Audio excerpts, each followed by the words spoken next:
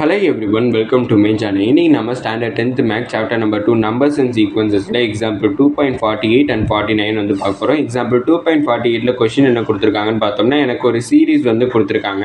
அந்த சீரீஸில் வந்து எத்தனை டேர்ம்ஸ் வந்து ப்ரெசென்ட் ஆயிருக்குங்கிறத நம்ம கண்டுபிடிக்கணும். எனக்கு கொடுத்துருக்கக்கூடிய சீரீஸ் வந்து பார்த்தோம்னா 1+4+16 வந்து கொடுத்துருக்காங்க. இது எல்லாத்தையுமே ஆட் பண்ணோம்னா எனக்கு என்ன வேல்யூ கிடைக்கும் கொடுத்துருக்காங்கன்னு பார்த்தோம்னா 1365.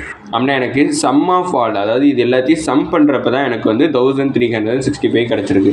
அப்படின்னா எஸ்என்னோட வேல்யூ வந்து பார்த்தோம்னா 1365 கிடச்சிருக்கு. அடுத்து இந்த சீக்வன்ஸ் வச்சு பார்த்தோம்னா எனக்கு ஏவோட வேல்யூ 1ங்கிறது தெரியுது. அதாவது ஃபஸ்ட்டு டேர்ம் தான் ஏன்னு சொல்லுவோம். அடுத்து ஆர் காமன் ரேஷியோ கண்டுபிடிக்கணும்னா T2/T1. இந்த இடத்துல செகண்ட் டேர்ம் வந்து 4, ஃபஸ்ட்டு டேர்ம் வந்து 1. அப்படின்னா 4/1ங்கிறப்ப அதை 4னே எழுதிக்கலாம். அப்படின்னா ஏவோட வேல்யூ 1, ஆரோட வேல்யூ 4, எஸ்என்னோட வேல்யூ 1365ங்கிறது நம்மளுக்கு தெரிஞ்சிச்சு.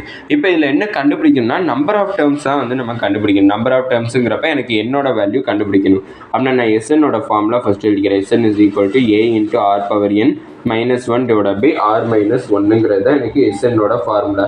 இப்போ இந்த ஃபார்முலாவில் தான் நான் சப்ஸ்டியூட் பண்ண போகிறேன். எஸ்என்னோட வேல்யூ 1365, அதை சப்ஸ்டியூட் பண்ணிட்டேன். ஈக்குவல் டு ஏவோட வேல்யூ வந்து பார்த்தோம்னா 1 இன்ட்டு ஆரோட வேல்யூ பார்த்தோம்னா 4, இங்கே பவரில் வரும் என்ன இருக்குது -1 டிவைட் பை ஆரோட வேல்யூ 4 -1ன்னு கிடச்சிருக்கு. அப்படின்னா எனக்கு இந்த 1365 இஸ் ஈக்குவல் டு 1ஓட இதை மல்டிப்ளை பண்ணால் அதான் கிடைக்கும். ஆனால் 4 to the power n -1 divide by 4 -1ஓட வேல்யூ 3ன்ட்டு கிடச்சிருக்கு. இப்போ இந்த 3 நான் இங்கிட்ட ட்ரான்ஸ்லேட் பண்ணால் மல்டிப்ளிகேஷன் ஆகும். அப்படின்னா 4n -1 is equal to 1365 into 3. அப்படின்னா 4n -1 இஸ் ஈக்குவல் டு இது ரெண்டையுமே நான் மல்டிப்ளை பண்ணுறேன். மல்டிப்ளை பண்ணுறப்ப எனக்கு வேல்யூ என்ன கிடைக்கும் பார்த்தோம்னா 4095 கிடைக்கும். இப்போ இந்த -1 இங்கே ட்ரான்ஸ்லேட் பண்ணால் +1 ஆயிரும். அப்படின்னா 4n இஸ் ஈக்குவல் டு 4095 +1. அப்படின்னா ஆட் பண்ணா 4n இஸ் ஈக்குவல் டு 4096ன்னு கிடச்சிருக்கும். இப்போ இதை இன் டேர்ம்ஸ் ஆஃப் 4ல் எழுதுறதுக்காண்டி இந்த 4096 நான் எல்சிஎம் எடுத்துக்கிறேன். எல்சிஎம் எடுத்து 4 டேபிளில் பண்ணேன்னா 4 1s இந்த 0 அப்படியே எழுதிக்கிறேன். 4 2s 8, அடுத்து 4 4s 16. திருப்பி 4 டேபிளில் சால்வ் பண்ணேன்னா 4 2s 8, அடுத்து வந்து பார்த்தோம்னா 2, அப்படின்னா 4 5s 20, அடுத்து 4 6s 24. திருப்பி 2 டேபிளில் சால்வ் பண்ணால் 4 டேபிளில் சால்வ் பண்ணுறேன். அப்படின்னா 4 6s 24, அடுத்து 4 4s 16. திருப்பி 4 டேபிளில் சால்வ் பண்ணேன்னா 4 1s 4, அடுத்து 4 4s 16. திருப்பி 4 டேபிளில் சால்வ் பண்ணுறேன். 4 4s 16, அடுத்து 4 1s 4. அப்படின்னா இதில் எத்தனை 4s வந்து இன்வால்வ் ஆகுதுன்னு பார்த்தோம்னா எனக்கு 6 நம்பர் ஆஃப் 4s வந்து இன்வால்வ் ஆகுது. அப்படின்னா 4 to the power n is equal to இது எப்படி எழுதிக்கலாம்னு பார்த்தோம்னா 4 power 6ன்னு எழுதிக்கலாம். அப்படின்னா பேஸில் இருக்கக்கூடிய 2 4மே எனக்கு கேன்சல் ஆச்சுன்னா மீதி எனக்கு என்னோட வேல்யூ 6ன்னு கிடச்சிருக்கு. இதோட இந்த வீடியோ முடியலை. அடுத்து எக்ஸாம்பிள் 4.49 வந்து பார்த்துருவோம்.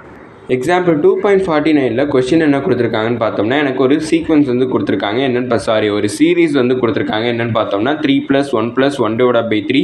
அது எது வரைக்கும் எக்ஸ்டெண்ட் ஆகுதுன்னு பார்த்தோம்னா அப் டு இன்ஃபினிட்டி. அதாவது இன்ஃபினிட்டியும் கொடுத்துட்டாங்கனாலே அந்த சீரீஸ் வந்து எனக்கு எக்ஸ்டெண்ட் ஆகிட்டே போகுதுன்னு அர்த்தம். அப்படின்னா வந்து பார்த்தோம்னா இங்கே வந்து எனக்கு சம் ஆஃப் இன்ஃபினிட்டி வந்து எனக்கு கிடைக்க போகுது. அப்படின்னா இந்த சம் ஆஃப் இன்ஃபினிட்டி தான் நம்ம என்ன கண்டுபிடிக்கணும். அப்படின்னா சம் ஆஃப் இன்ஃபினிட்டியோட ஃபார்முலா வந்து எனக்கு தெரியும். Sum of infinity is equal to a divided by 1 - rங்கிறது தான் சம் ஆஃப் இன்ஃபினிட்டியோட ஃபார்முலா.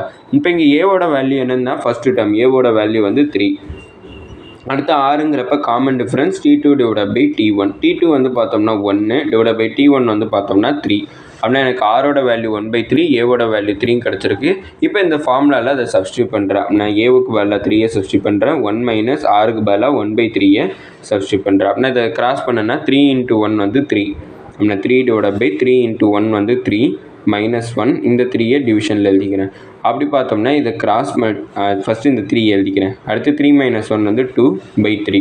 இப்போ இந்த 2/3க்கு நான் ரெசிப்ரோக்கல் எடுக்கிறேன். அப்படின்னா 3 × 3 டிவைட் பை 2ன்னுட்டு எனக்கு கிடச்சிடும். ரெசிப்ரோக்கல் எடுக்கிறப்ப டினாமினேட்டர் நியூமரேட்டர் ஆயிரும். அடுத்து நியூமரேட்டர் டினாமினேட்டர் ஆயிரும்.